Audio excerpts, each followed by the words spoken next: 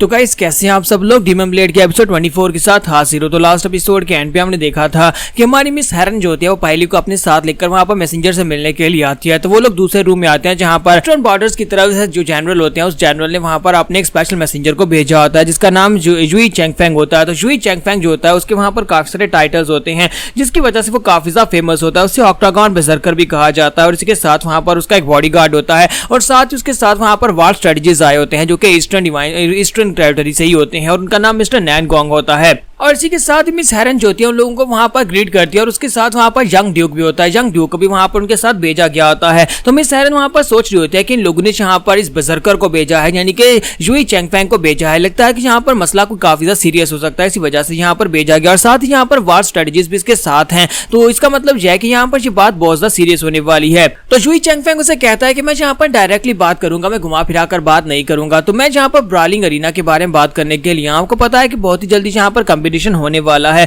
तो मैं उसके बारे में बात करना चाहता हूं। तो वो कहती है हाँ क्यों नहीं, तुम कुछ ज्यादा स्ट्रेट फॉरवर्ड हो, चलो फिर यहाँ पर उस बारे में बात करते हैं। तो जुई चेंगफेंग उसे कहता है कि हमें पता चला है कि इस बार का जो कंपटीशन है वो सिलहोडे सिटी में होने वाला है। ये भी पता है कि यहाँ पर पिछले कई सालों से आप लोग इस कंपटीशन में से एक बार भी नहीं जीत पाए। तो वो कहती है कि हाँ ये बात तो वाकई में सच है कि हम लोग एक बार भी इस कंपटीशन को नहीं जीत पाए। तो मास्टर यूई से कहता है कि हाँ तुम लोग यहाँ पर एक बार भी जीत नहीं पाए, जबकि दूसरी तरफ से एमरल्ड हॉर्नेट स्मिथी जो है वो यहाँ पर 23 बार जीत पाए हैं और दूसरी तरफ से रूफिसेंट फॉल्स जो सेक्टर के लोग हैं वो लोग यहाँ पर 2 बार जीते हैं और आप एक बार भी यहाँ पर जीत नहीं पाए। ये बात आपको अच्छी तरह से पता होगी कि इस कंपटीशन में जीतने का मतलब क्या है। इस कंपटीशन में जीतने का मतलब यह है कि एम्परर यहाँ पर आपको इस बात की इजाजत देते हैं कि आपके पास यहाँ पर कॉन्ट्रैक्ट है और पूरे साल के लिए आर्मी के लिए जो वेपन्स बनाए जाएंगे वो आपका सेक्टर यहाँ पर बनाएगा यानी आपका सिटी बनाएगा। और अगर यहाँ पर आपको ये कंपटीशन में हार मिलती है तो फिर आपको ये कॉन्ट्रैक्ट नहीं मिलता, जिसकी वजह से आपको काफी नुकसान होता है। लेकिन ये बात आप भी अच्छी तरह से जानते हैं कि एमरल्ड सिटी के लोग जो है वो यहाँ पर चीटिंग करते हैं, वो लोग बहुत सारा पैसा देते हैं क्योंकि यहाँ पर हर बार जो कंपटीशन होता है वो कंपटीशन ऐसे होता है कि हमें अपने वेपन्स वहां पर दिखाने पड़ते हैं।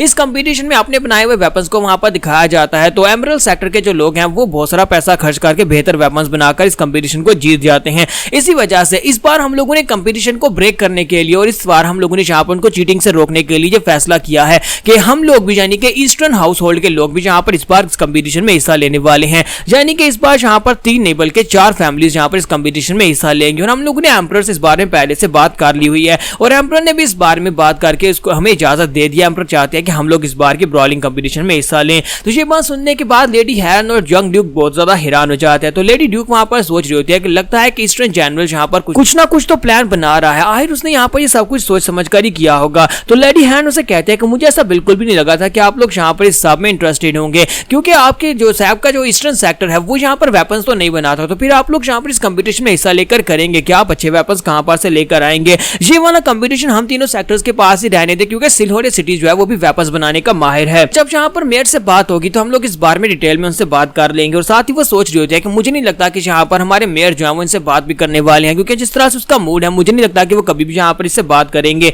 और इसी के साथ ही हमारा पायली आगे बढ़ता है क्योंकि एक नौकर उसके पास आता है और आकर उसे खबर देता है। हमारा पायली उसकी खबर सुनने के बाद लेडी हैंड से कहता है कि इस वक्त हमारे गवर्नर जो है अपने मेहमानों को बुला रहे हैं, बैंक्वेट हॉल में इन सभी को वेलकम किया जा रहा है, वहां पर इन सभी लोगों के लिए खाने का बंदोबस्त किया गया है। तो ये बात सुनते ही लेडी हैंड बहुत ज्यादा हैरान होती है और कहती है क्या यहाँ पर इन सभी को बुलाया जा रहा है? और उसके बाद उन्हें बैंक्वेट हॉल को दिखाया जाता है। तो ये देखकर मास्टर जुई जो होते हैं बहुत ज्यादा हैरान होते हैं और कहते हैं देखा तो मैंने यहाँ पर तुम्हारे बारे में सुना था कि तुम्हारे गवर्नर जो है वो इस तरह की बिल्डिंग्स को बहुत ज्यादा पसंद करते हैं, उनका तो बैंक्वेट हॉल ही यहाँ पर इतना ज्यादा बड़ा और आलीशान है कि यहाँ पर इसे देखकर मैं काफी हैरान हो रहा हूँ। तो यंग ड्यूक उसे कहता है कि इसका डिजाइन मेरे डैड ने खुद बनवाया था और उसके बाद इसकी तामीर भी मेरे डैड ने खुद करवाई थी। डैड यहाँ पर बहुत ज्यादा महान है, इसी वजह से वो यहाँ पर इस तरह की महान बिल्डिंग्स बनवाते हैं। फिर साथ में वहां पर अंदर ले जाया जाता है। जैसे वो लोग वहां पर अंदर इंटर होते हैं तो वहां पर सामने गवर्नर बैठे होते हैं। वो उनसे कहते हैं कि मेरे दोस्तों चलो जल्दी से यहाँ पर आ जाओ। तो ईस्टर्न जनरल की तरफ से आए हुए मेरे दोस्तों जल्दी से आओ और यहाँ पर आकर मेरे साथ बैठकर पियो, क्योंकि वो वहां पर बहुत ज्यादा खुश होते हैं। वो खुश इसलिए होते हैं क्योंकि वो जैंजी के साथ बैठकर पी रहे होते हैं। ब्रदर हु जैंजी उनके साथ वहां पर बैठा होता है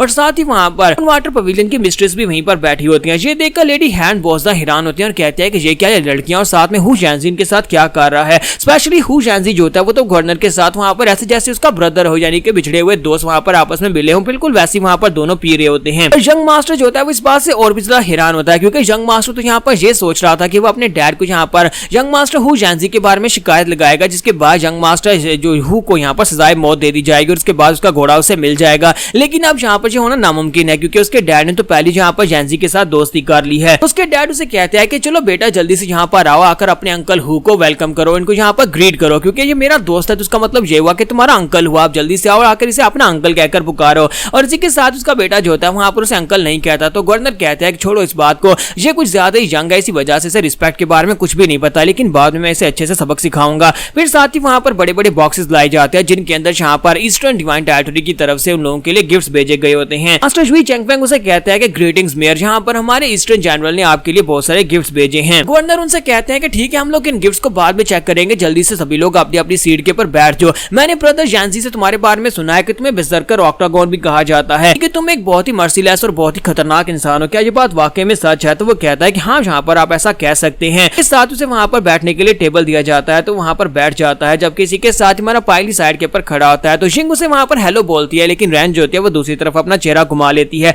तुम्हारा पायली सोच रहा होता है, लगता है कि सिस्टर रैन जो है वो उनसे बात नहीं करना चाहती, या फिर वो मेरी तरफ देखना भी नहीं चाहती, क्योंकि हम दोनों के लेवल में बहुत बड़ा डिफरेंस है। इसके साथ ही हमारी हेरन जो होती है वहाँ पर बात को स्टार्ट करती है और वहाँ पर गवर्नर को बताती है कि ये लोग यहाँ पर इस बार क्यों आए हैं। तो वो कहती है कि मास्टर जुई चेंगफेंग यहाँ पर एक प्रस्ताव लेकर आए हैं कि उन्होंने यहाँ पर एम्परर से इस बात की इजाजत ले लिया कि इस बार जो ब्रॉलिंग कंपटीशन होने वाला है, उस ब्रॉलिंग कंपटीशन में ईस्टर्न हाउस होल्ड के लोग भी एक फैक्शन की तरह हिस्सा लेने वाले हैं, यानी कि इस बार यहाँ पर 4 फैमिलीज कंपटीशन में हिस्सा लेंगी। लेकिन क्योंकि यहाँ पर समय बहुत ज्यादा कम है, बहुत ही जल्दी कंपटीशन स्टार्ट होने वाला है, तो क्या आपके ईस्टर्न हाउस होल्ड को यहाँ पर इतना टाइम मिल जाएगा कि आप टाइम रहते यहाँ पर अच्छे वेपन्स को फोर्ज कर सके? तो मास्टर जुई चेंगफेंग उसे कहता है कि तुम्हें यहाँ पर हमारे इस बारे में सोचने की ज्यादा जरूरत नहीं है, क्योंकि जिस तरह से हर साल यहाँ पर कंपटीशन होता है, इस बार ये कंपटीशन वैसा बिल्कुल भी नहीं होने वाला। हम लोगों ने एम्परर से पहले इस बार में इजाजत ले ली है। हमारे जनरल रॉन रॉन्ग ने यहाँ पर एम्परर से बात की थी कि हम लोग इस बार इस कंपटीशन को इस तरह से रखेंगे कि हर फैक्शन में से एक डिसाइपल को चूज किया जाएगा, एक बंदे को चूज किया जाएगा जो कि एक कंप्यूटर की तरह यहाँ पर अपना वेपन लेकर आएगा और अपने वेपन के साथ दूसरे कंप्यूटर्स के साथ फाइट करेगा। और इस फाइट का रिजल्ट ऐसे निकलेगा, अगर किसी का वेपन टूट जाता है तो उसका मतलब यह कि वो डिस्क्वालीफाई हो गया, अगर कोई मर जाता है तो उसका मतलब यह कि तभी वो डिस्क्वालीफाई हो गया, यानी कि उसका वेपन उसे बचा नहीं पाया। और एंड के ऊपर जो यहाँ पर जिंदा बचेगा चारों फैक्शन में से, या जो जिसका वेपन यहाँ पर एंड के ऊपर सही सलामत बचेगा, वो इस कंपटीशन को जीत जाएगा। हम लोग यहाँ पर इस बार चीटिंग को बिल्कुल खत्म करना चाहते हैं, इसी वजह से मैं मास्टर नैनगोंग को अपने साथ लेकर आया हूँ। इस बार का कंपटीशन जो है वो मास्टर नैनगोंग के पैलेस में होने वाला है, तो अगर आप लोगों को यहाँ पर इस बात के ऊपर कोई शक हो तो आप मास्टर नैनगोंग से इस बारे में बात कर सकते हैं। तो मास्टर नैनगोंग उनसे कहते हैं कि अगर यहाँ पर चीटिंग हुई तो हम लोग इस बात की पूरी रिस्पॉन्सिबिलिटी उठाते हैं कि हमारे पैलेस में अगर कंपटीशन होता है तो कोई भी वहां पर चीटिंग नहीं कर पाएगा। तो लेडी हेरन, तो जनरल मैनेजर हेरन उठकर खड़ी होती है और कहती है कि मास्टर जुई, आपकी बातों के मुताबिक अगर मैं यहाँ पर गैस करूं तो मुझे लगता है कि आपके सेक्टर में से जिस बंदे को चूज किया जाएगा इस कंपटीशन के लिए वो आप होंगे। तो वो कहता है नहीं नहीं, तुम्हें परेशान होने की जरूरत नहीं है, क्योंकि मैं यहाँ पर इस तरह के कंपटीशन में हिस्सा कैसे ले सकता हूँ। अगर मैं कंपटीशन में हिस्सा लूंगा तो फिर हम लोग बड़ी आसानी से यहाँ पर इस कंपटीशन को जीत जाएंगे।